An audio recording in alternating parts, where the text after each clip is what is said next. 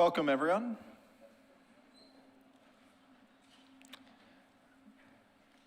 Just wait for... Welcome everyone to tonight's meeting of the Service Delegated Committee. Before we commence the meeting, I request that all mobile telephones are turned off or switched to silent. My name is Councillor Rob Baillieu and I chair this committee. I'll start by introducing my fellow councillors.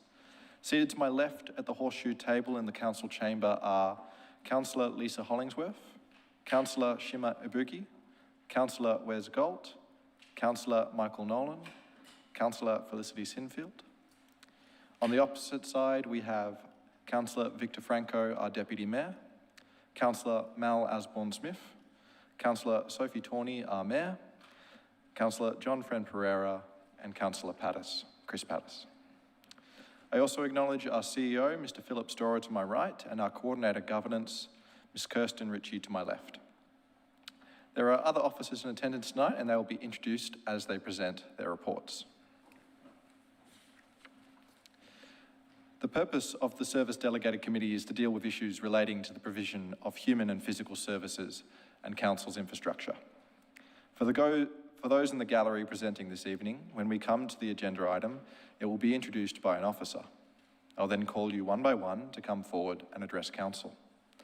I will ask speakers to sit at the top of the horseshoe table, and I will invite those against the officer's recommendations to speak first, followed by those in favour. When making a submission, you are requested to present your viewpoint clearly and concisely on why you agree or disagree with the proposal. You may suggest an alternative approach which will satisfy your concerns. Please do not repeat what earlier speakers have said and keep the discussion focused on relevant issues.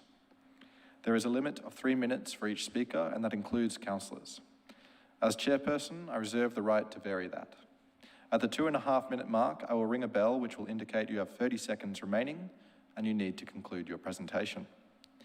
After you've spoken, please remain at the table while I ask if any of our councillors have a question for you. For those in the gallery this evening, I would like to take this opportunity to remind you to extend due courtesy and respect to each other and to the committee as a whole. This includes remaining quiet while others are addressing the meeting and not disrupting the decision-making process of the committee. And just to finish, I would like to encourage all submitters, officers and councillors to speak directly into the microphone. This will ensure that everyone can clearly hear the discussion.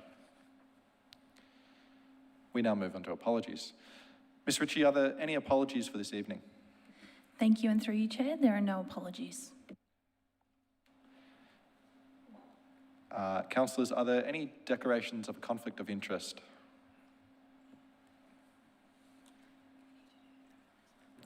A correction. Adoption and confirmation of the minutes of the Service Delegated Committee meetings held on the 2nd and 9th of December 2024 and the 17th of February and 26th of May 2025. Councillors, can I please have a motion to adopt and confirm the meetings? Councillor Hollingsworth. Thank you, Chair. As there are multiple minutes attached, I confirm that I support all minutes as tabled. Thank you. Is there a seconder? Councillor Nolan. Happy to second. Councillors, is anyone opposed?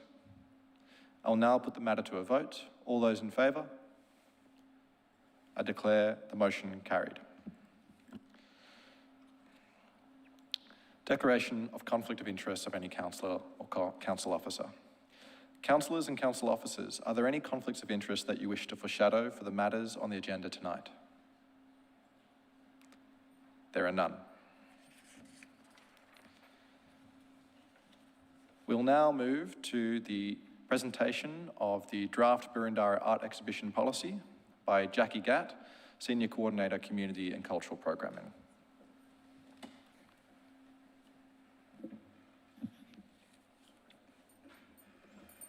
Thank you and good evening, Mayor and Councillors. My name is Jackie Gatt. I'm the Senior Coordinator of Community and Cultural Programming.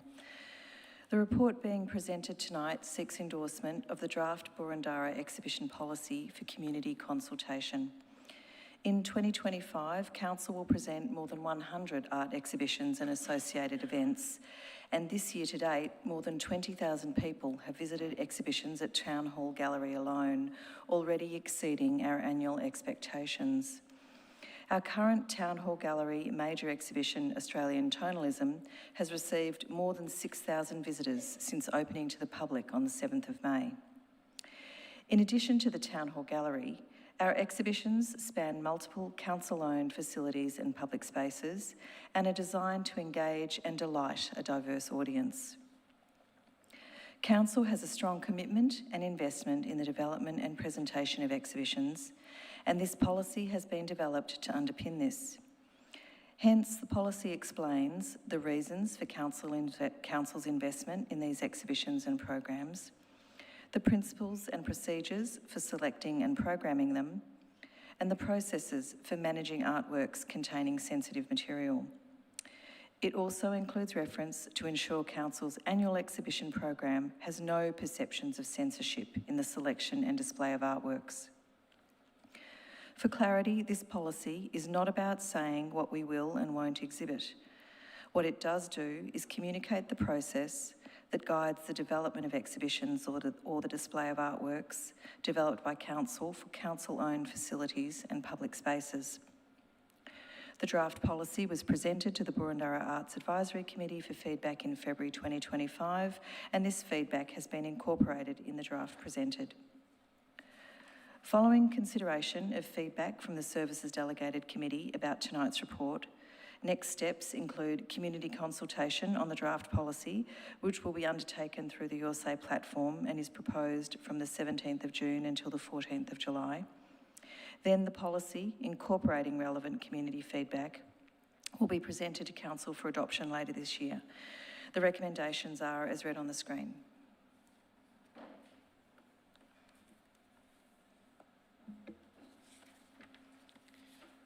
Thank you, Jackie. There are no public submissions on this matter, so councillors, I am in search of a motion. Are there any questions of officers?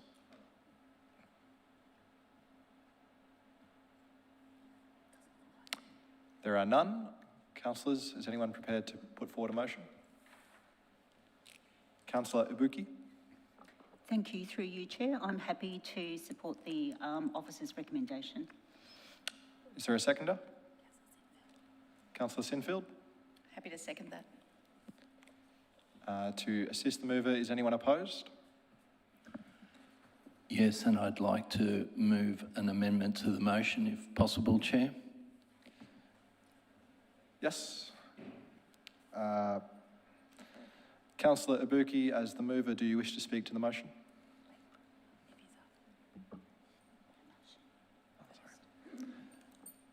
Councillor... I'm pleased to support the officer's recommendation. Councillor Ibuki. Councillor Franco, what was your amendment? I'd like to include the words following, subject to deleting the word blasphemy from the draft policy. So just that, subject to the deletion of the word blasphemy from the draft policy. I'm also open to including, if other colleagues are open to it, deleting the whole section which follows or contrary to community standards, etc., to the end of the sentence. But, and I suggest it might be worth having a small break to discuss the possibility of the wording.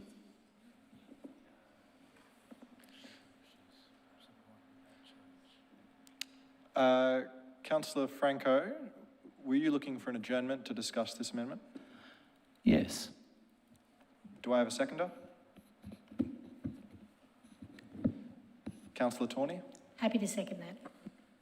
I will put the motion to a vote. All those in favour of an adjournment? I declare the motion carried.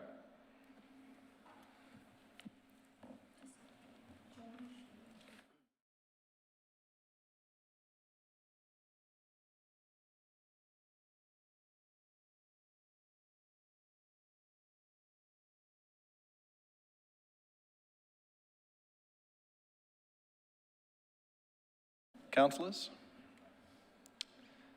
I'm looking for a procedural motion to resume the meeting. Councillor Franco, Yeah, I move the motion to resume. do we have a seconder? Councillor Sinfield. In the interests of transparency, yes, Chair. Councillor Franco, are you happy? Sorry, I need to put the procedural motion to a vote. All those in favour? I declare the motion carried.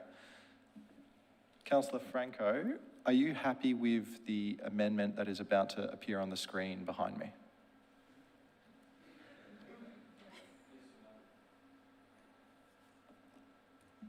Yes, I am. I'm happy to move that amendment. Point of order, Chair. Under the Governance Rules, section 83.1.1.1, I suggest that it is offensive and objectionable.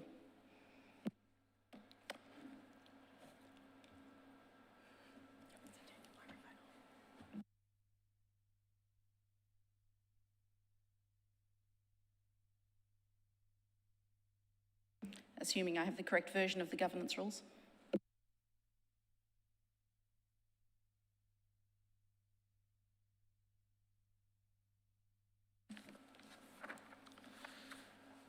Councillor Sinfield, I don't see how this amendment falls under 83.1.11, so I will not allow that point of order.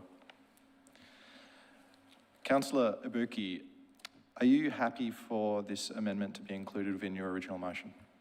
No, I'm not. You're not? Councillor...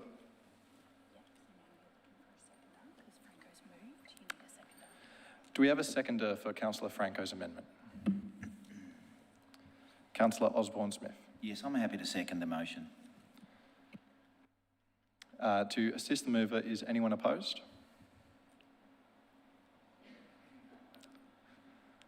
Fantastic. Councillor Franco, as the mover, do you wish to speak to the motion? I do, Chair. Art, in my view, should sometimes be challenging and sometimes it should be confronting. Not all the time, but there is a place for art to be challenging. And the policy, the draft policy that we're proposing to put out for public consultation as it's been prepared by council officers includes a very clear restriction on the type of art that can and will be shown in Boroondara. The policy does recognise the right to freedom and artistic expression, except the policy makes clear that council staff will not present artworks that are deemed at risk of infringing common laws and relevant criminal legislation. That's perfectly fine. I think that's appropriate. But the policy goes further and says artworks will not be shown that are contrary to community standards, and then goes on to suggest community standards such as obscenity, indecency, blasphemy, and political extremism. Now, as an example, blasphemy is completely a completely obsolete principle in modern liberal democracies. Our common law principles of blasphemy in Victoria are so arcane they're not used. They're principles that no one, other than very socially conservative elements of society will take the view that, okay, we shouldn't offend anyone and we'll take a very safe and secure approach to our art. But sometimes it's appropriate for art to be edgy. Not always, but sometimes it is. And to rule out all such art is, in my view, problematic. And to put out a policy that suggests that that's what we're going to adopt is not the way we should be going. I think it's appropriate to really reflect on, and I'll just draw on the example of blasphemy, but I think some of the other indecency can also be seen in a similar way. In the UK, removed blasphemy legislation probably 2 decades ago. The Law Reform Commission of New South Wales suggested all blasphemy legislation should be eradicated from Australia, and they're effectively dead letter laws anyway. To invoke these type of obsolete principles as restrictions on art in Boroondara, I think would be regrettable. Thank you. Councillor Osborne-Smith, as the seconder, do you wish to speak to the motion or reserve your right? I'll reserve my right, please. Thank you. Does any other councillor wish to speak or comment? Councillor Hollingsworth. Thank you, Chair. In principle, I largely agree with everything that Councillor Franco just said, but I think with the proposed amendment to remove clause 4.1.11 is too far.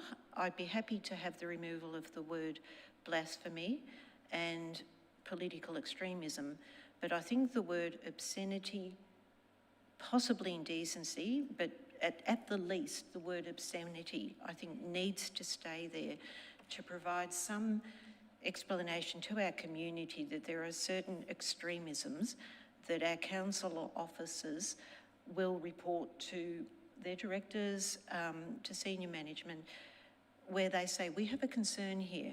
We don't believe that this meets the criteria that is of an acceptable community standard, because we've got to be mindful that we do have families with young children, people of all ages. Now, I agree, we do need to be a little bit more liberal. We do need to allow a creative art interpretation. And there is that option where there is a display that would be exhibited, where there could even be potentially a notice put up saying to the community, some people may take offence to this particular exhibition, and then it's up to that community member to determine whether or not they want to look at it. But I do know with our graffiti policy, we have instant removal of graffiti if our senior officers determine that it is obscene. And so I would like at the least to keep the word obscene in this policy, but I'd certainly be happy to support Councillor Franco's other considerations. Thank you.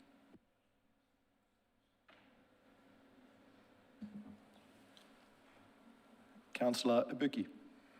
Thank you, and through you, Chair. I am in favour of retaining the original words in the policy document for two main reasons. The first reason is that this is a draft document and it's going out to the community, so I am quite interested to see what feedback we will get on the document.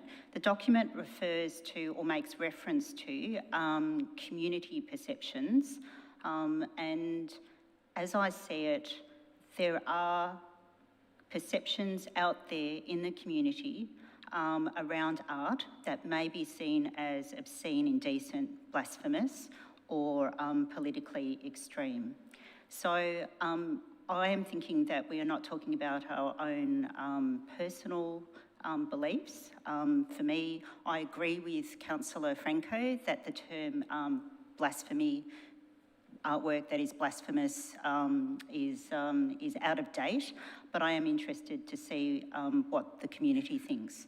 The other thing is that I'm also thinking that the policy is a document that gives structure to the staff so that they can work through steps where we have works that are controversial.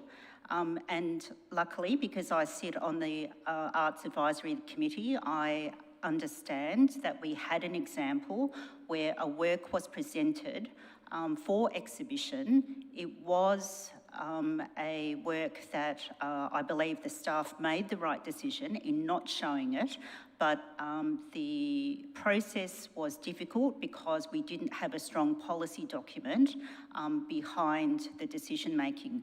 I refer to Appendix 1 in the policy document where it talks about management of sensitive artworks. It refers to community standards, and this to me includes community perceptions around standards of art. But then it goes through a really good process around how our staff or council staff will then assess the work and then either continue to exhibit it or not. I also note in the policy that we talk about artwork as not always being comfortable, that it can push boundaries, that it can be offensive to some people in the community, and I feel comfortable that the policy in the way that it is drafted now is not written in a way to say that we are not going to exhibit anything that is potentially, controversial or make people uncomfortable. So I am in favour of retaining the original wording in the officer's in the officer's recommendation based on the draft policy document. Thank you. Councillor Sinfield. Thank you, Chair. I'll start by standing by my comments that as Chair, you need to consider anything that may be regarded as defamatory, derogatory, indecent, abusive, offensive, irrelevant, trivial or objectionable in language or substance, and believe that by removing these clauses as put here in red in this amended motion will cause harm to some in our community, and I don't think that's fair. We have long held the view that this council is one that is transparent with our community and upholds the highest of governance standards. And in putting personal, political, religious views on a motion and on a policy before it goes out for community consultation, I think is the exact opposite of what we stand for. This is not being transparent. Adjourning to discuss this is not transparent. Councillors have had a week to review this paper, but instead we do it in camera without the view of the community being part of that conversation. Now in open chamber is where this conversation should happen. This policy is designed to prevent hate speech. Blasphemy is still an offence in the state of Victoria. And what officers, I believe, are trying to do with the policy written the way that it currently is, to put out for public exhibition the way it currently is designed to protect the city of Burundara from risk. Now, making these changes tonight, I think, is premature and inappropriate. I think the policy should go out for community feedback, and before it comes back to be stamped in this chamber on the assumption that we're happy with any community feedback and any revisions that are then required, it would also give us time to seek the legal advice that I think might be required in order to protect us exhibiting other people's artwork. Now, I'm not one to stand and prevent somebody from freedom of thought, freedom of expression, freedom of movement, religious belief or anything else, but this is designed to protect the city from any claim that may come from harm that is caused to our community by exhibiting something that is perhaps not up with community standards. As I said, implying or imposing one's personal beliefs on a policy document is utterly inappropriate. Councillor Pattis. Thank you, Chair. I think it's quite appropriate to talk about community standards, but community standards doesn't mean a specific individual's, how a specific individual is affected. Community standards means how the average person or the majority of people in a community would feel about something. I think words like obscenity, indecency and political extremism would be things that the majority of our community would support not being allowed. On the other hand, art is meant to be uncomfortable. Many of us, myself included, don't understand art and feel uncomfortable by much art, but that's art. It's always been that way. From the Middle Ages, if art was blasphemous, people died because of what they did. We no longer have a community that kills each other because they say something which could be seen to be obscene according to someone's individual beliefs. I think we can respect people's individual beliefs, but still have a society where people can make other people feel uncomfortable.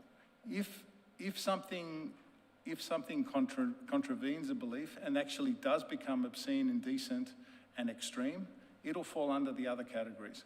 I think it's better to I'm happy to support the motion, but if it does fail, I'm happy to move an amendment where only the word blasphemy is removed.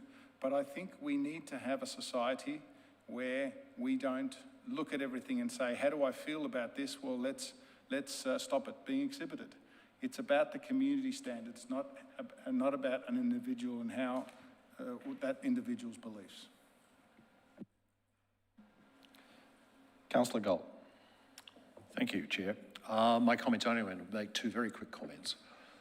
This document is designed to give officers some guidance, and I think if you take, I can understand where Councillor Franco is coming from and exactly what he's trying to do, but my concern is if you take out obscenity and indecency as well, there's probably very little guidance left for those officers to work on. It's pretty well an open sphere. The other thing I'd like to make a point on, I'd like to see what the community have to say. This is only going out for community comment, and I'd like to hear what's said and take that into consideration for our final decision. Thank you. Councillors, does anyone else wish to speak? I might just say a few words because this one matters to me. I don't believe that public graffiti can be equated to exhibited art in terms of its impact and the associated consent. But public graffiti is a good example of why this might not be something we want to include. In Fitzroy, we recently had a mural that was on a back alley, publicly displayed, that was picked up by a group and labelled obscene and indecent. It's my firm belief it wasn't. It was just art and it reflected the queer cultural history of Fitzroy and that neighbourhood. I believe that including these words is a continuation of that kind of unnecessary censorship and sets us up for future failures. I've been attending this week the Rising Festival with friends where I've witnessed art that is utterly obscene, profane, extreme and indecent, and it has been thought-provoking and it has not yet corrupted me, nor anyone else for that matter that I am aware of. I am a proudly queer person and I hold that dearly and publicly. And most of my life I have been battling with the confrontation of aspects of my life being obscene and indecent or blasphemous or even extreme by all sorts of standards that I don't believe are reflected in a community that voted overwhelmingly for marriage equality and views itself as progressive. I think that the inclusion of these definitions under a broader term like community standards sets us up for failure. I don't think it reflects this council and where we want to go, and I think it will lead to future conflict that we don't need in this chamber.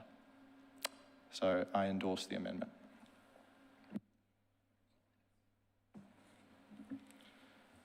And Councillor Osborne-Smith. Well, I second the motion, so I'm happy to speak at that point, but if you want my comments, I'm happy to share those now. Yeah, okay. I'll be brief because I think Councillor Patterson, others, yourself included, Councillor Bale, you have articulated very well the simple point here, and I say that the word community standards is a good word or a good phrase. It invites an exercise to be undertaken in understanding what our social and cultural norms are of the time. It covers the legal context. In fact, the previous word, criminal legislation, covers anything that's illegal. It covers online stuff.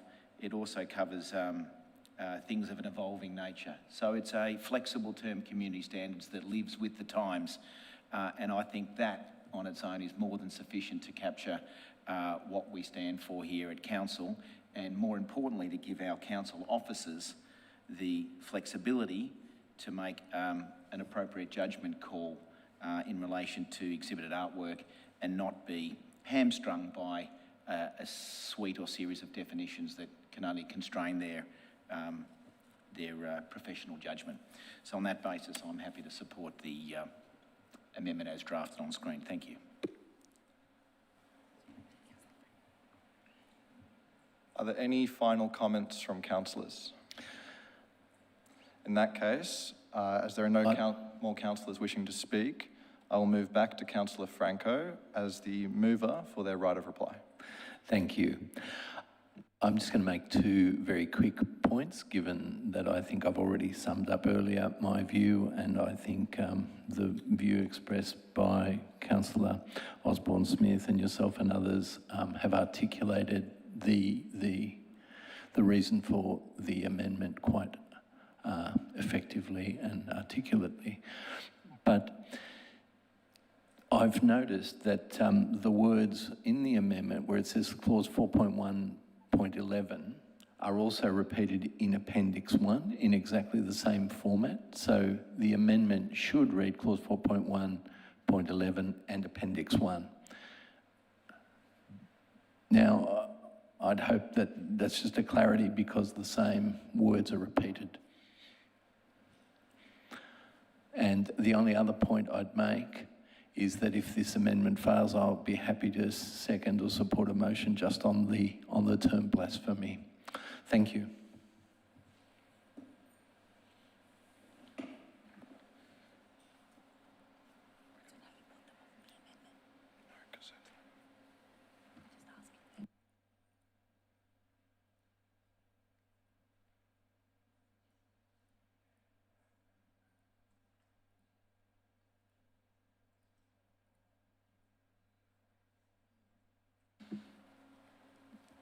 Councillors, I will now put the motion to a vote and put the amendment to a vote.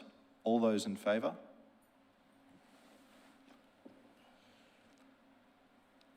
All those against? All those abstaining? I declare the motion carried. I declare the amendment carried. We will now put the amended motion to a vote. Councillor Abuki, as the mover, do you wish to speak to the motion?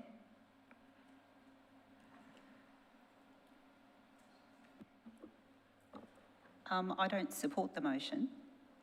I don't support the motion because I believe it's not what the staff want and what the council officers need. So I'm a bit confused about why I'm speaking to the motion.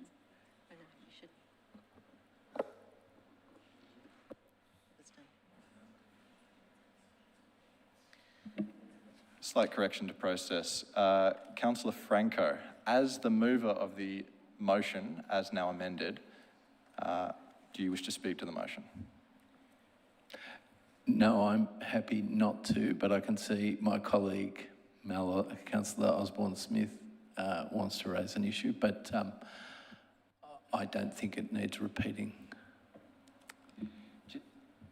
If I may help illuminate the situation, Chair, the term that is causing some concern to Councillor Franco, for which he is seeking this amendment, is in fact also covered again in another part of the document under the definition of censorship of artwork. So perhaps for clarity it might be... It's not. Removal. It's just... Councillor Osborne-Smith, which section's that? In 6.1, but the words on screen say removal of the reference to blasphemy under the definition. Now, if I could refer you to another definition, which is censorship of artworks, also under section 6.1, it says, and I quote, artworks that are publicly displayed and which are arguably obscene, indecent or blasphemous, etc. So my point is that there is numerous references to this phrase, these words, these definitions, which I would suggest our legal team could... Councillor Osborne-Smith, I might let the CEO respond. Okay. Thank you, Chair. What I'd suggest we do is change the reference where it says with the following changes. And what we should be stating is that references to the words obscenity, indecency, blasphemy and political extremism shall be removed from the document. So wherever they appear, they'll come out. I think that should meet your objective. Thank you, yes. Chair, at this juncture, given the motion has been put and seconded, are we able to make another change on the fly? Councillor Sinfield, are you proposing an amendment? No, I'm not. I just think that the time to change the motion is perhaps too late.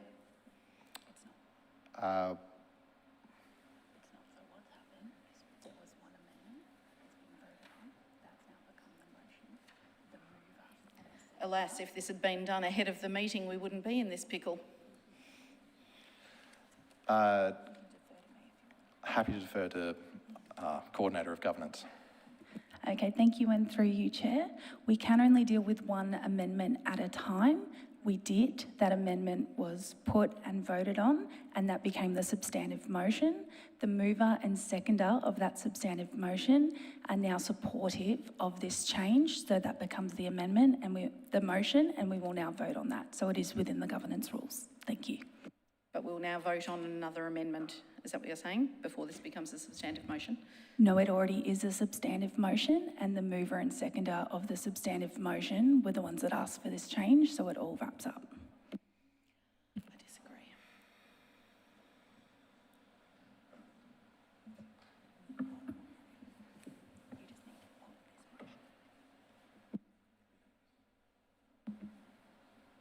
Councillors, I'm going to put the motion to a vote. All those in favour?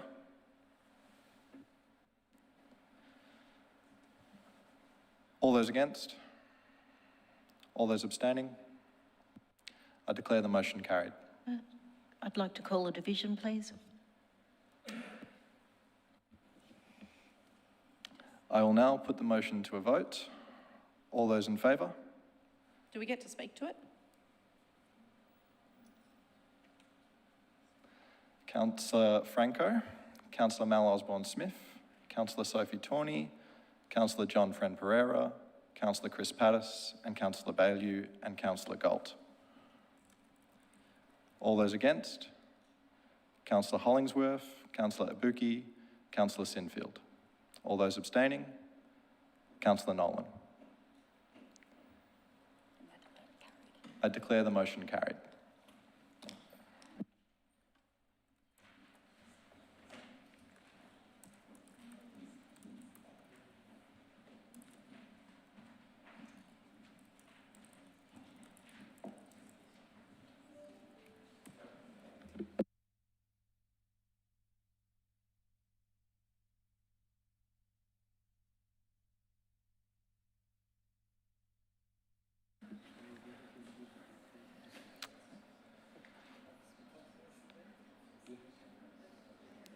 Councillors, we will now move to item 4.2, the Climate Action Plan Implementation Plan 2025-26 and 26-27. We'll start with David Shepherd, Manager Environmental Sustainability and Open Spaces. Thank you, and through you, Chair. I'm really pleased to be able to present the third Climate Action Plan Implementation Plan for adoption tonight. This plan has been developed based on extensive consultation for the Climate Action Plan, with more recent consultation for the Community Plan reinforcing the interest in the environment and the desire for Council to take positive action on emissions. Key in the development of the plan has been the formation of a new advisory group, which includes community representatives. This group's been actively involved in the development of the plan over the last 6 months, and I thank them for their contributions. The resulting plan is clear and focused on the reduction of community and council emissions. Essentially, we've built the plan around making sure people know why they need to make changes, that they know how to make those changes, and that they'll be supported to make changes. We'll do that through a range of education, promotion and support programs, and providing access to finance and the necessary infrastructure to make change easy. This is all detailed in 8 key actions to be funded by the Climate Action budget and another 6 actions that are core business for the organisation. The advisory group has also spoken a lot about metrics, so data, measurement and reporting is a key action to support everything we are doing and to report on how we are progressing towards our targets. Please note that there is an error in attachment 2. The total allowance for action 1C should be $745,000 and not $680,000. The officer recommendation is on the screen and I commend that to you.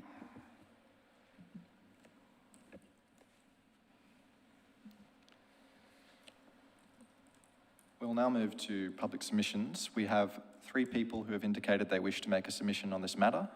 0 are against the recommendation in the report and 3 support the recommendation. Once I have announced your name, please sit at the top of the horseshoe table. If a submitter is not present, when the name is called, we'll move on to the next speaker. I remind submitters there is a strict time limit of 3 minutes. Please commence the submission with your name and the suburb in which you reside. And we will begin with Jenny Smithers, followed by Russell Williams.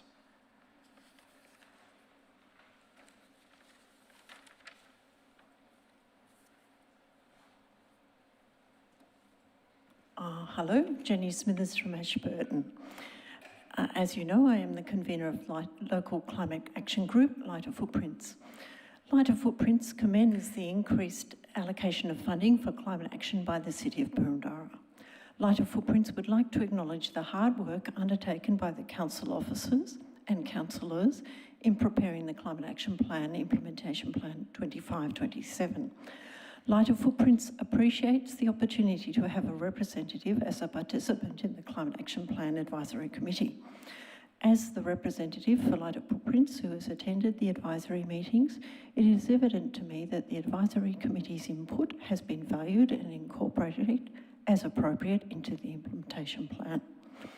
Lighter Footprints applauds the strengthened emphasis in equitable and inclusive solutions to renewable energy uptake and energy efficiency benefits by the allocation of $290,000 for 25-26 and $1.5 million for 26-27 as financial support for the community to electrify and improve their energy efficiency.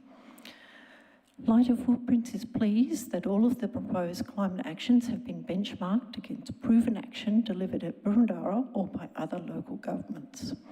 There is a commitment to monitor, evaluate, learn and report on climate actions and be able to adopt the 26-27 Climate Action Implementation Plan. This flags the importance of rigorous performance reporting and fulfilling Council's accountability to the community for climate action and fiduciary responsibility. Lighter Footprints welcomes a meaningful allocation of funding for community education, engagement and events, which will enable the Council to be a leader and advocate for climate action in our community. And as mentioned, there's a note of correction in attachment 4.22 on pages 45 and 46. Action 1C, total allowance should read $745,000 instead of $680,000. And Action 4, total allowance should read $400,000 instead of $680,000. With these changes, that will then reconcile with page 35, Table 1, budget figures for Year 1. Lighter Footprints looks forward to supporting Council initiatives and continuing to participate in the evolution of the climate actions undertaken by Council. Finally, I would like to make 2 further comments. Whatever your beliefs about the validity of climate science and the risks of an unstable climate, the outcome of the Climate Action Plan Implementation Plan undertaken by the Council will enhance the lives of Boroondara's residents.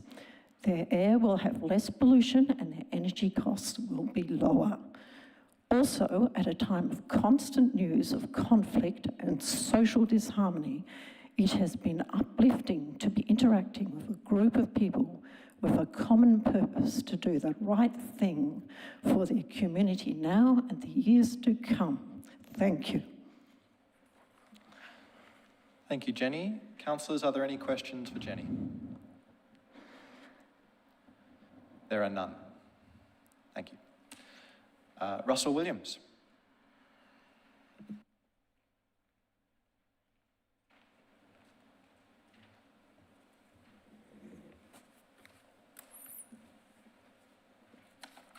Thank you, Chair. My name's Russell Williams from Glen Iris, and I'm here representing Electrify Boroondara. We have welcomed and embraced being involved in the Climate Action Plan Advisory Committee.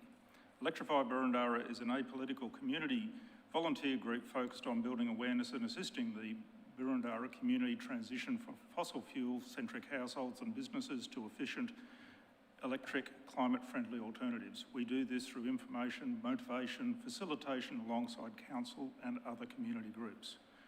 We are pleased with the progress of the new CAP and the associated implementation, with the associated proposed significant increase in the 25-26 climate action budget. We note and are thankful of Council's ongoing support for Electrify Boroondara and Community Group, and the acknowledgement that climate and emissions reductions need to span all levels of government, business, households and community groups. We think that the 25-26 implementation plan is a strong step in the right direction. Could more be done? Absolutely.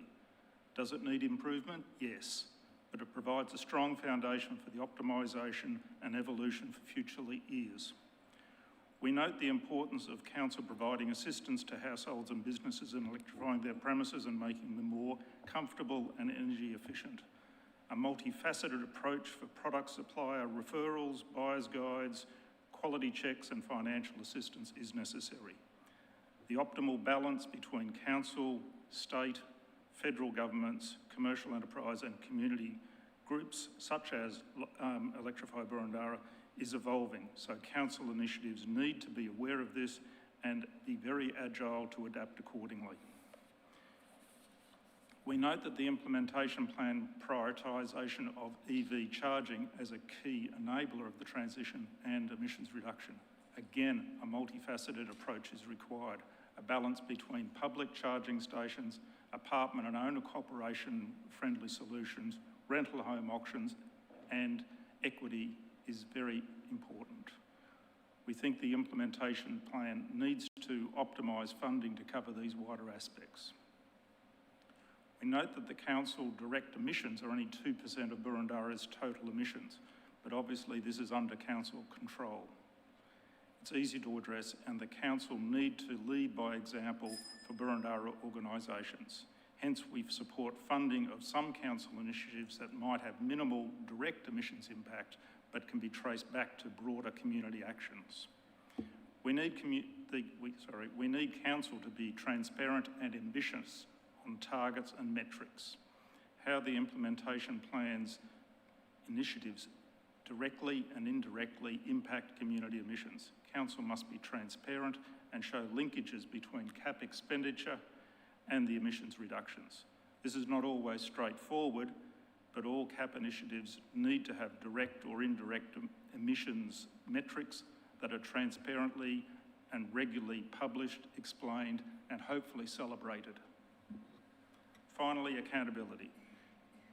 Just like OC health and safety and affirmative action have become central to business operations and governance, climate and emissions reduction goals need to be built into all Council executives and officer KPIs and key business decision-making processes such that climate becomes central to decision-making, not just an afterthought and not just limited to the responsibility of the sustainability team. Thank you, Russell. Councillors, are there any questions for Russell? There are none. Thank you, Russell. Councillors, we have one more submission tonight. They weren't able to attend, so they have asked that I read out their submission as written. This submission is from Barry Jenner from Hawthorn. Greening Boroondara. I commend Council's actions to make Boroondara greener and make the following recommendations. Innovating and planting more trees on Camberwell Junction footpaths. Create a tree line with trees closer together. Creating nature strips on Camberwell Junction footpaths. Note, some nature strips in Japan, adjacent footpaths have 50% grass and 50% stone in square patterns. That makes them more resilient, simultaneously allowing water into the grass. That concludes the submission.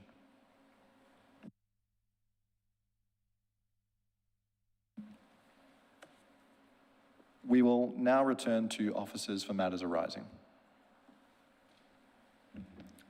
Thank you, and through you, Chair. I'd just like to say thank you to the submitters for their positive comments on the work that's been undertaken so far.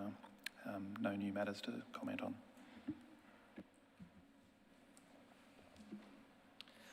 Councillors, are there any questions of officers? Councillor Galt? Thank you, Chair. No questions, but when the time is right, I'd like to propose a motion. Thank you. Councillor Nolan?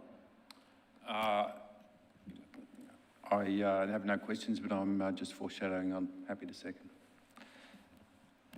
Councillor Hollingsworth? Thank you, Chair. A question for the officers. With the ongoing actions on page 34, all of which I'm extremely delighted to see is in this document, but there's obviously strong focus on continuing to deliver strategies in plan, including urban diversity, tree canopy strategy, etc., which all support sustainable living within Boroondara. I just wanted to ask if there is an item tracking the good work that the Mayor's doing with other mayors in talking to the Minister for Environment with regard to protection of our nature strip trees, and if we're sort of capturing that in this document, because I know it's something that our community's very concerned about. We've been doing ongoing advocacy for many, many years through the MAV, through other council alliance groups, and I just don't see a lot of it captured in this document, and I was wondering if there is an action that's actually tracking the success of that, of advocacy to reduce the aggressive pruning of our nature strip trees and then to provide updates of the success of the advocacy. Thank you for the question, and through you, Chair. There's no direct reporting on actions that are covered in other strategies through this document. We wanted to avoid the duplication, so there will be separate reporting on the delivery of the tree canopy strategy, in particular in this case that you're referring to. We do have an advocacy piece in there about trying to seek changes in legislation to allow us to prune closer to power lines. So there will be a separate reporting mechanism on that will be presented to Council in the not too distant future. Wonderful, thank you. Councillor Osborne-Smith? Thank you, Chair. Congratulations to the committee and the work that's being done. It's a tremendous effort, and I'm very supportive of everything before us. But I do have a couple of questions, perhaps directed to you, the council officers. Firstly, just in relation to, there's about three parts to my question. In relation to education and solar panels, can you give us some assurances that the work that's going to be undertaken will not replicate or reinvent the wheel for education programs that are already out there at state, federal and private sector level, and similarly for the solar panels, the rebates, the loan arrangements, etc. Again, what reassurances can you give us that we are not reinventing the wheel? And I use that word loosely, that we're not going over or repeating projects that are already available in the public. Thank you, and through you, Chair. We certainly take the opportunity to point our residents to those other education opportunities that are already existing. We also acknowledge that council is the closest form of government to its community, and therefore we have the opportunity to undertake more face-to-face education and more personalised education to reach our community. So it will definitely be different, and we will utilise existing resources that are there, not duplicate them. Thank you. Councillor Pattis. Thank you, Chair. I was just going to ask, it seems that Councillor Galt might be, in fact, wanting to move something different or additional to the officer's recommendation. It might be better if we can see what the intended motion is so that we can discuss it or have a conversation around that. Because I was going to maybe ask a question or make a statement once we see the motion. Once the questions of officers are finished. Question, Chair. The question is of officers. It's not obvious in the document, but through the learnings and the tremendous activity that's gone into this, could we answer a simple question? Why is it we believe that one of the most educated cities, City Boroondara, is also one of the cities that has the lowest adoption of solar panels? What is the major reason for this?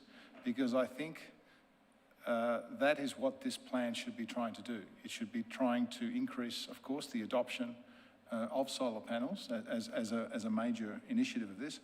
But can we answer that question? Why is it that we're spending so much on education, communication, looking into obviously facilitating some sort of program? Why do we think that this plan is going to help us go from one of the lowest adoption cities to maybe, hopefully, one of the higher adoption cities, considering the fact that we have an educated community out there? Thank you, and through you, Chair. We certainly recognise that our community are at different stages of their journey towards taking action in climate and reducing their emissions, and so we need to make sure that we are giving all of our community the opportunity to take action. So that means that some of our community may not be aware of the need for change. Some of our community may not be aware of how to make the changes. And so that is the focus of our education, to bring people to the point that they are able to make change. And then, as we have mentioned earlier, that we will be positioning them to make that change as easy as possible. As you say, we are a very highly educated community. So you would expect the awareness to be reasonably high, but our surveying has shown that some of the barriers to implementing change in electrification are a lack of knowledge about how to do it. And so we do need to assist people to gain that knowledge, and we are the best place of any government to be able to do that, so hence the personalised education to bring people on that journey. The second biggest barrier is the financial barrier, which is why there is a really strong action within the plan to try to look to support people in the financial aspect as well. Councillors, are there any final questions for officers? In that case, councillors, I am in search of a motion. Councillor Galt. Thank you very much. If I could have on the screen, I'm proposing the officer's recommendations with 2 additional clauses, which I think should be available to us now. If you'd like a moment to have a look at those.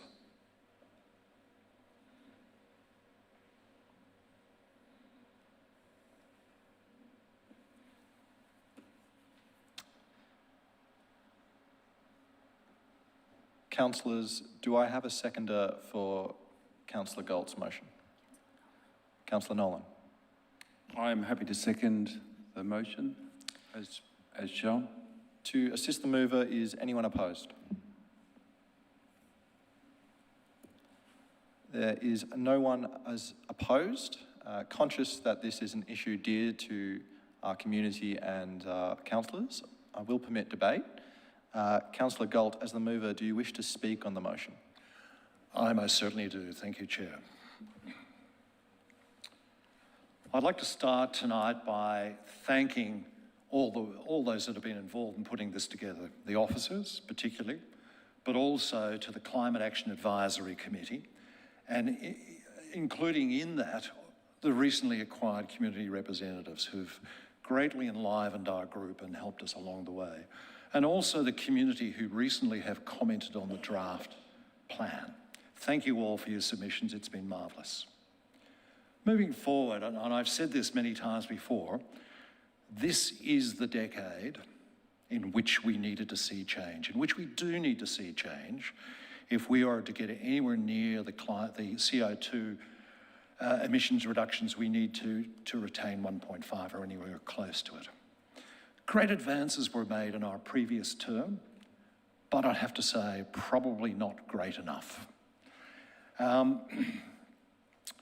This year, we have the joy of having a greatly expanded advisory committee with those community members on it.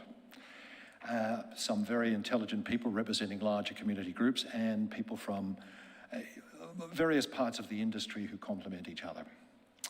And soon, I believe, we will have an officer team to match them because it's a big program, and we will have the officers suited to the resources we require to deliver this program. We're pretty excited by that. The implementation plan that has been reviewed by the community represents months and months of work by the officers and the committee. I'd have to say it may evolve further as we go on because there's some pretty innovative and bold stuff in there, which we will see change over time, but only for the better, with the knowledge of us all as we go forward. It also focuses on missions, it focuses on community missions particularly, because as we've said before tonight, that's where 98% of emissions arrive from. But in the plan, during the first year, we have some corporate emissions being addressed as well, because these are things that need to be addressed and weren't otherwise provided for. So we're pleased to see those in there. A focus on we certainly are focusing on getting as many people involved as possible. In our first year of the first Climate Action Plan and Implementation Plan, we had lots of small groups, but we realised the small number we were appealing to. More recently, we've had things like the Electrify Boroondara Expo, who have up to 1,200 people coming along. But we realise that we need many, many more people in our community connecting to the needs of the community and taking the steps forward, as mentioned before, putting panels on the roof and batteries on the walls and buying the vehicles. I would like to thank one of my fellow councillors for distributing an article by the Institute of Company Directors that said in their survey, 3/4 of our population were concerned about climate change. But it also said that less than half understood how renewables affected them. The article appealed to the need for the right tools and substantial information, but provided by a trusted source. I believe Council represents this trusted source, so it falls back on us. This is a duty we need to perform to advise our community. This forms a large part of the new Climate Action Implementation Plan that we hope tonight gets approved for delivery. In that plan, there is also some terrific initiatives, as touched on earlier, to assist flat dwellers, renters, or those who are financially challenged, to also join the rest of us in doing what they need to do to reduce their footprint on this earth. I am excited by this plan, as I think most of the committee and many other councillors are, and we're keen to get underway with its delivery. So I look tonight to my fellow councillors to sign off on this, and let's get going. Thank you. Thank you, Councillor Galt. Councillor Nolan, as the seconder, do you wish to speak to the motion or reserve your right? I'd like to reserve my right. Thank you, Chair. Councillor Hollingsworth. Thank you, Chair. I'll be very brief and just echo what Councillor Galt has said.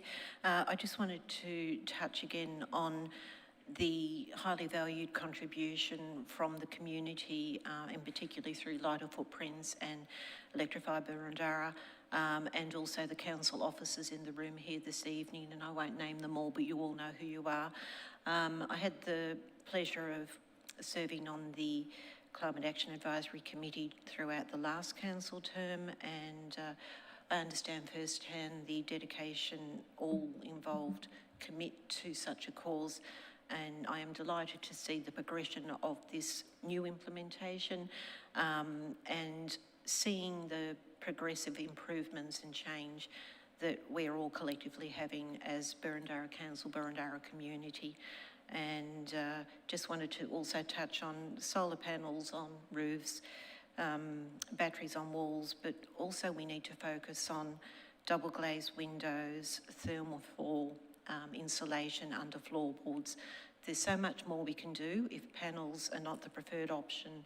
I really hope we can continue to focus on all the other products that can provide a sustainable home. Thank you. Councillor Friend Pereira. Thank you, Chair. The Intergovernmental Panel on Climate Change has made it clear To limit warming to 1.5 degrees, emissions must fall by 43% by 2030. That's not a distant goal, it's 5 years from now. Every level of government has a role to play and local action is critical. I'm pleased to support this motion as put forward by Councillor Galt and acknowledge the significant work done behind the scenes on the Climate Action Plan, Implementation Plan 25, 26, 26, 27. The next phase is about turning to delivery from planning. We must be bold and ambitious. Council cannot reduce community emissions alone, but we can lead, enable and influence real outcomes. That's why I strongly support the prioritisation of actions 1A, 1B and 1C in particular in the plan. 1A focuses on being innovative in providing financial support to the community, helping residents and businesses electrify their homes and buildings, whether that be, as Councillor Hollingsworth has said, through draft proofing, global gazing, solar, batteries. We haven't landed on that yet, and we're going to work through to get the best possible outcome. This is vital to making the transition affordable and achievable. Other council colleagues have asked about the resistance in the community. I'll remind colleagues again that 27% of our households rent. They don't own. That's a barrier. That is a barrier both in terms of how you modify your property, but also potentially in the financial resources that you have available to modify your property. Action 1B is about delivering programs that provide reliable, trusted information. People do want to act, but they need clear guidance and confidence that they're making the best choices. And again, we can play a key role in that. And Action 1C supports behavioural change through engagement, education and events. This is how we foster a culture of sustainability, by connecting with people where they are at and inspiring them to action. I also welcome the commitment to develop a strong indicator and target framework, the monitoring and evaluation action for all the activities. These indicators will help us track progress, adapt as needed, and demonstrate a return on investment, ensuring accountability and impact. Finally, I want to reference the 6 actions that are being delivered through business as usual at the very bottom of the document. These business as usual actions reflect Council's commitment to embedding climate responsibility across all areas of operation, not just through the Climate Action Plan budget allocation. With a strong plan, trusted delivery and a focus on measurable outcomes, we can create a more sustainable, resilient and future-ready Burundara. Thank you. Councillor Tawney. Thank you, Chair. As the level of government closest to the community, which we've talked about a bit tonight, Council has a crucial role to play in this energy transition. We're not just policymakers, we're the people on the ground helping residents navigate big, often overwhelming changes to how they live, move and power their homes. Look, we're already seeing the impacts of climate change, but the solutions are within reach. We know about clean energy, electric homes, EVs, efficient buildings. People just need help to get there, and that's where we come in. Yes, federal and state governments control the big levers with regulation, funding, energy reform, but local government has something that they don't have: trust and connection. The ability to meet people where they are and to get practical quickly. That's why this implementation plan matters.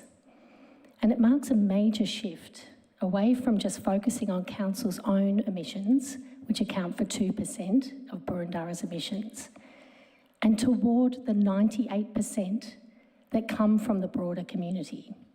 That pivot is huge and it's long overdue. And we're backing it with real investment. This council has almost quadrupled the climate action spending because we're serious about impact. And it's smart, focused climate action. It's not a scattergun list of activities, but a strategic set of actions that do 3 critical things: help residents electrify their homes and cut their energy bills, fill the key knowledge gaps with clear, reliable information, and use partnerships and communications to build momentum across our community. We know switching from gas to electric powered by renewables is one of the most impactful things households can do. It lowers emissions, has better health outcomes, and saves money. But many residents as David said, don't really know how. They don't know what, some don't even know what electrification is, what it involves, or where to start, or who to trust, or what support is available. This plan tackles those barriers head on. It's designed to guide people through the complexity with practical help. And it gives extra focus to renters, apartment dwellers, and low-income households, those who face the highest risk of being left behind. Work is underway to investigate how we can expand financial support for households making the switch. That'll be a game changer, not just for emissions, but for equity. This is the kind of climate action we need more of: strategic, community-centric, and focused on where we can make the biggest difference. And I'm proud to support this plan. And to everyone who shaped it, the Community Advisory Group, particularly the external stakeholders and members of that group, and to the council officers and to my fellow councillors, thank you. Councillor Franco. Thank you, Chair. I'm very pleased to support the motion before us today, and I'd like to congratulate everyone who's been involved in preparing the plan, officers and all members of the advisory committee, internal and external. Like Councillor Hollingsworth, I served for 4 years on the then advisory committee under the previous council, and I really think this is a significant step forward in terms of what we did previously, so I'm very pleased to see that. I'd also like to thank Councillor Galt for including the additional clauses 3 and 4 to the motion. I think it's really good to have metrics there. I know various persons have raised this with me. One of our speakers today, Russell Williams, raised the importance of metrics, actually went further and also mentioned internal KPIs for staff and other things. I think it's really important to include, especially point 3. So I'm very pleased. Thank you. Councillor Nolan. Thank you, through you, Chair. Look, I too would like to thank the officers, many in the room and everyone behind the scenes that have helped get us here tonight. There's been a lot of work over the last 6 or 7 months. I too would like to thank the members of the advisory group, the external and people representing the group, some of which are here tonight. Giving their time and their intellect and their energy to putting this plan, which is before you. It's extremely well considered, and it's had quite a few iterations, and I, for one, am pretty pleased with what we're sitting in front of. Also like to thank my fellow councillors on the advisory committee, the 5 that have also given their intellect and energy and time. We've long known why we must transition from fossil fuels, and now more than ever, we know how. So around the world, electricity grids are decarbonising one way or another. And for households and small to medium businesses, the path is finally very clear, and that's to electrify everything. We know the grid is in the remit of the federal and state government, but that's not going to get us to where we need to land. People have mentioned a couple of times, 2 or 3 times, that Burundara is 2% of emissions of our complete Burundara emissions. The other 98% comes from the community, our business, our schools, and our wherever we've got electricity or gas or petrol pumps operating. So that means real progress on our plan depends on helping household and local businesses make the switch. And Councillor Tawney's talked about a pivot. I think this is a momentous point that we are at Council, and this tonight is a very, very significant step. So we're talking about, we're talking about the real nuts and bolts now of our households. We're talking about heat pump hot water systems, split system aircon for heating and cooling, induction cooktops, electric vehicles. So this is, thank you. So look, this 2-year climate implementation plan is designed to address those barriers and put our community at the centre of our action on climate. Council will continue retrofitting its own facilities, including solar installations, electrification of aquatic and sports centres, and transition of council fleets. But this is primarily about our community now. This is the game changer. This isn't a set and forget plan. I'm glad Councillor Pattis raised the issue about solar. We don't have all the complete answers. There's a lot of door knocking, surveying, discussion on what we need to do to get more solar panels on more roofs. Local councils are uniquely positioned to lead and support communities in this transition, not just through words, but through action. And the right people are in the room to do this. And our community will electrify in a smart, ethical, and financially attractive way. This is about real partnership with our residents and businesses, creating positive change on our streets and in our houses. I commend this climate action plan to councillors. Thank you. Councillors, are there any further comments? In that case, I might just make one short comment. I want to single out and thank Councillors Franco, Galt and Hollingsworth for their advocacy on the previous council term. You have set us up for success. You've been advocates and liaisons with the community, and this climate action plan carries much of your great work.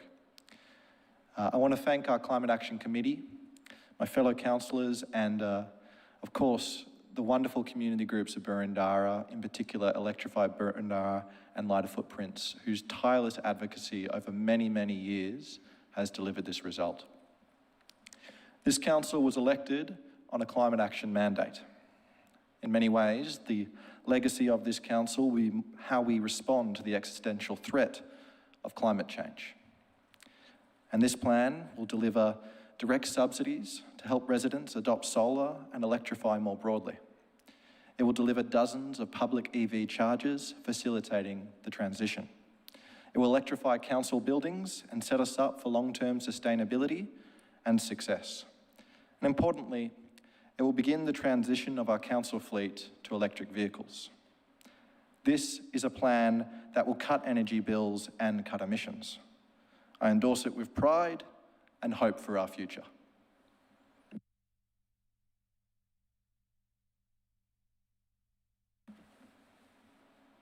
Councillor Galt, as there are no more councillors wishing to speak, would you like to, as the mover, have your right of reply? My fellow councillors, how can I possibly add to that? Thank you all for your submissions tonight, your comments tonight. They've been fantastic. And to those in the gallery who joined us tonight and made their comments too, and have helped us over the years get to where we are now, thank you. It's been just fantastic. I'd just like to move forward and vote on it now. It'd be terrific. There's always time to delay. I will now put the motion to a vote. All those in favour? All those against? I declare the motion carried.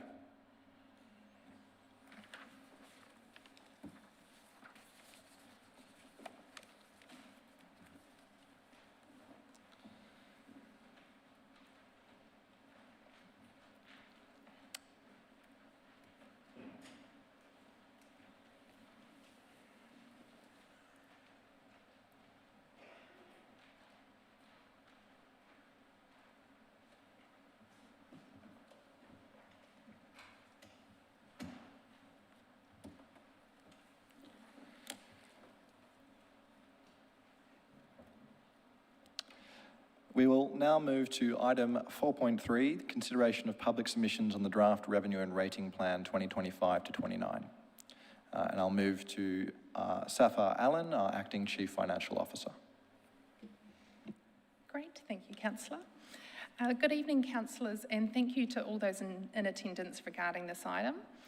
This report includes details of public submissions received in relation to the proposed Revenue and Rating Plan 2025 to 2029 and provides for the hearing of submissions this evening.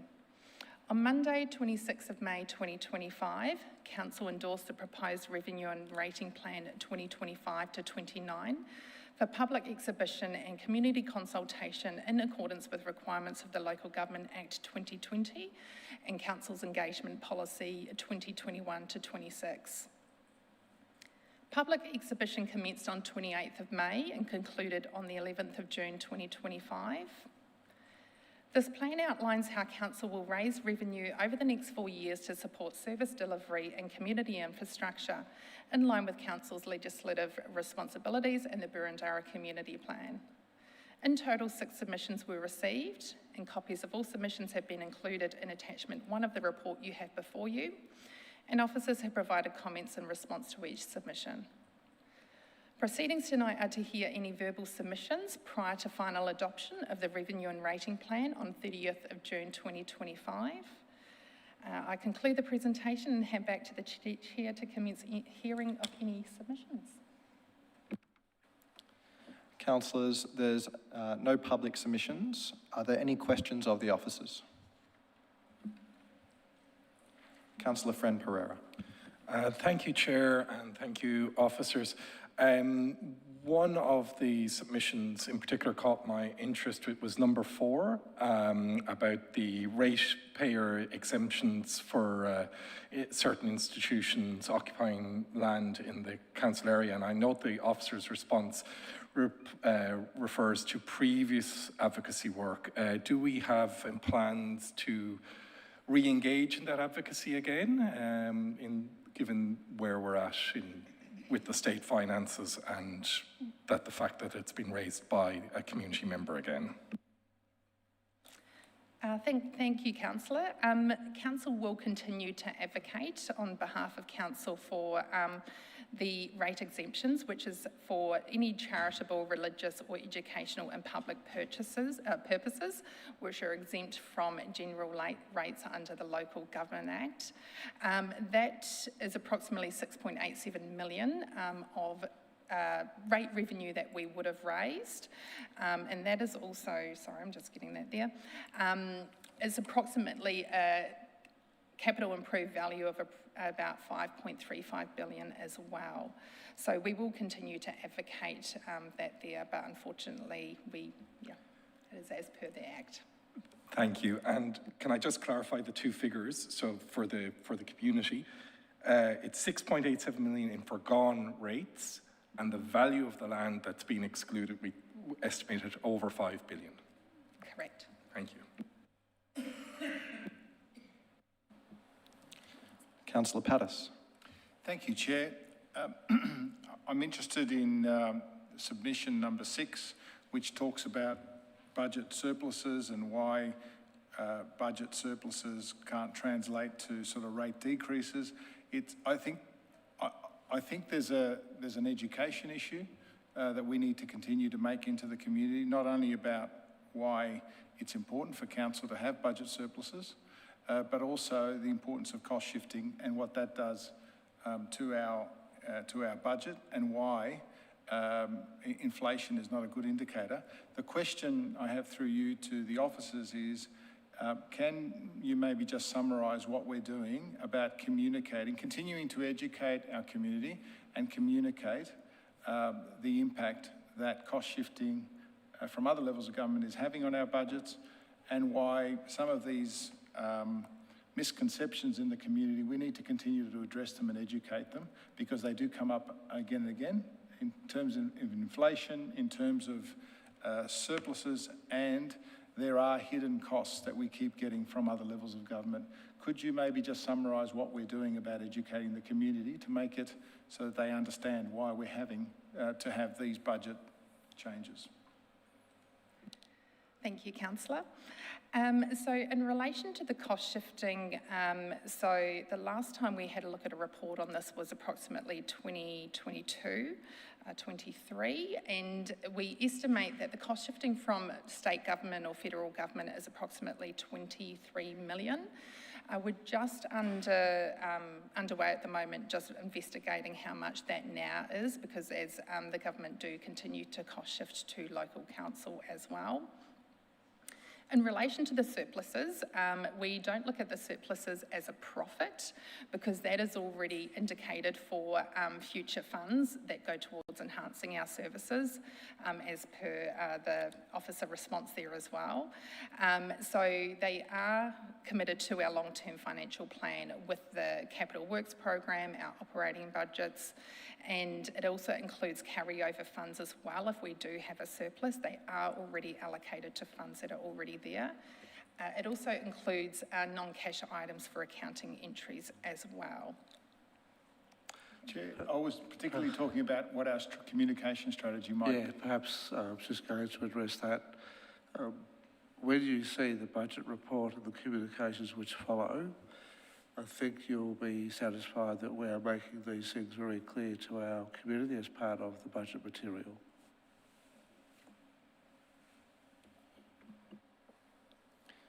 Councillors, are there any final questions for officers? There are none. Councillors, I am in search of a motion. Councillor Tawney. Happy to move the officers' recommendations. Do I have a seconder? Happy to second. To assist the mover, is anyone opposed? There is no one. I will now put the motion to a vote. All those in favour? I declare the motion carried.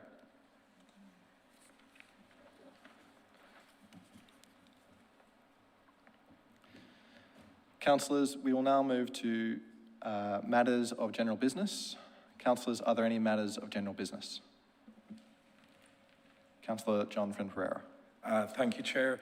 I just want to note that last week was Men's Mental Health Week, and I was fortunate enough to get to attend two events, one at the Alamein Men's Shed and the other at Ashburton Community Centre, showing the great work that our community organisations are doing in reaching out to men 35 and over who tend actually to have one of their biggest challenges is social isolation. So whether it's through a men's shed or yoga classes or simply coffees and chat-ups or other activities, it shows the great way in which Council is working with those organisations to support an issue that often is not addressed, and I note that we have some very good events coming up later in the year, speaking to fathers and again to men's health. So I commend Council officers' great work in that, as well as the organisations.